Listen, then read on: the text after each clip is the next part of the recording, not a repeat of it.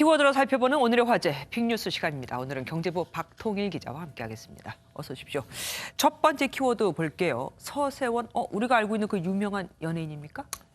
네, 글자는 같지만 요즘 부동산 시장에서 쓰는 새로운 말입니다. 어. 그 서세원은 서울의 한 채, 그리고 세종의 한 채를 뜻하는데요. 서울과 세종의 부동산 가격이 워낙 가파르게 오르다 보니 이 지역의 집을 각각 한 채씩 사야 한다는 분위기를 반영한 겁니다. 예. 부동산 신조어에는 베베테크란 말도 있습니다. 베테크도 아니고 베베테크요? 맞습니다. 그건 뭡니까?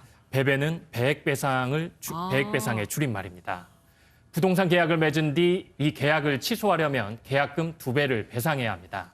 최근 집값이 빠르게 오르다 보니까 기존 계약을 깨는 경우가 빈번하고 이때 계약금 2배를 받게 되니 이런 재테크도 있다는 일종의 풍자죠. 이 밖에 부동산 급등에 따른 우울감이나 스트레스, 불안함이나 초조함을 뜻하는 부동산 블루라는 말이 올해 부동산 시장에 등장했고요. 이번 집값 상승에서 소외된 이들을 상대적으로 다른 사람에 비해 자산이 적어졌다는 자조적인 의미로 벼락거지가 됐다는 말을 사용해 유행하기도 했습니다. 나는 그대로 있는데 다른 사람 집값이 오르니까 오히려 나는 벼락거지가 됐다. 요즘 말로 웃기고도 슬픈 신조어가 됐습니다.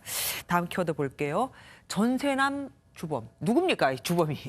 네, 최근 전세난 원인을 두고 김현미 국토교통부 장관이 국회에서 저금리가 원인이라고 말한 적이 있습니다. 네, 한번 들어보시죠. 장기간 지속된 저금리 기조로 많은 임차 가구가 월세보다 부담이 적은 전세를 찾게 되고 주거 상향 수요도 증가하면서 전세 가격이 상승하고 있습니다.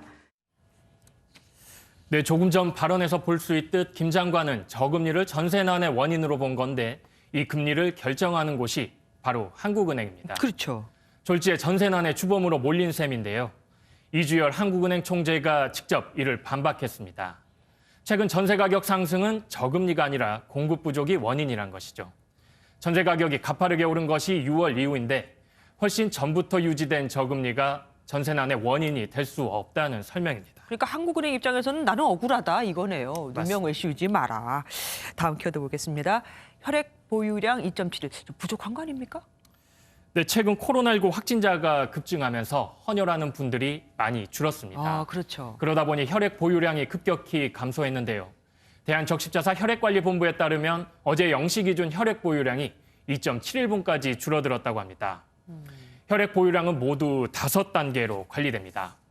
5일분 이상일 때 적정, 3일에서 5일은 관심, 2일에서 3일은 주의, 그리고 1일 미만이면 심각 단계로 분류됩니다. 지금은 2.71로 주의 단계입니다.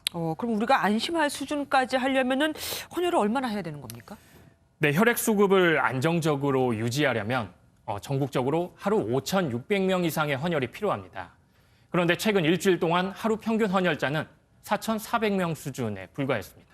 그러니까 하루에 1,200명씩은 최소한 더 계속 해야 한다는 얘기네요. 많이 부족합니다. 오늘 말씀 여기까지 들을게요. 지금까지 박통일 기자와 함께했습니다. 수고하셨습니다.